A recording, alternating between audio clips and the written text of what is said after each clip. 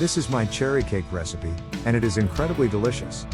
Trust me, even if you don't like cherries, you will love this cake. First, you will need about 500 grams or 1 pound of pitted cherries. The seed can be easily removed with a small paring or turning knife. Just like this.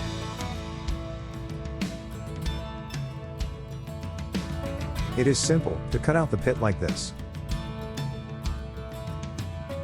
In a mixing bowl, add 2 cups of self-raising flour, 1 cup of raw sugar, 3 tablespoons of Muscovado sugar, 1 cup of full cream milk, and half a cup of runny cream.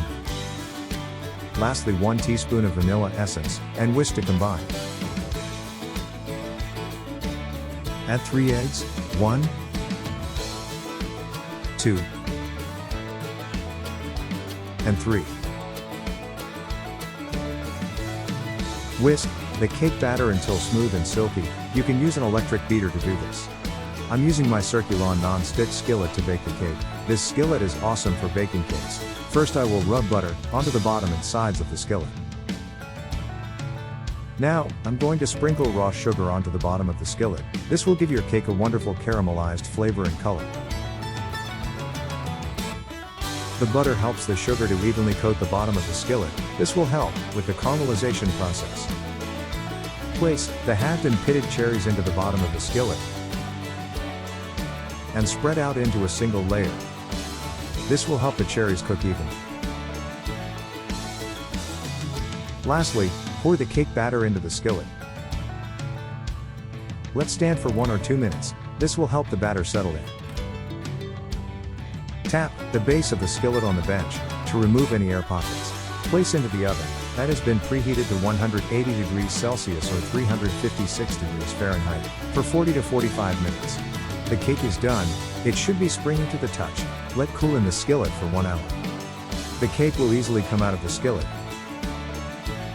It looks fantastic. I'm going to serve the cake upside down, as the cherries make a great presentation. Now, I'm going to give the cake a light dusting of icing sugar. This will add the finishing touch, which will give the cake another layer of flavor and enhance the presentation.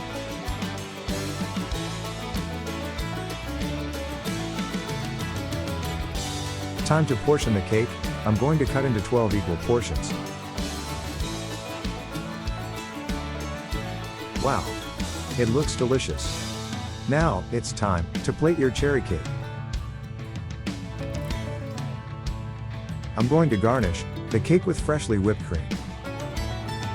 Lastly, I'm going to add some fresh cherries. This is the finishing touch. My cherry cake is something that you can confidently cook at home. It is so simple and easy. Your family and friends will love you for it. Let's eat.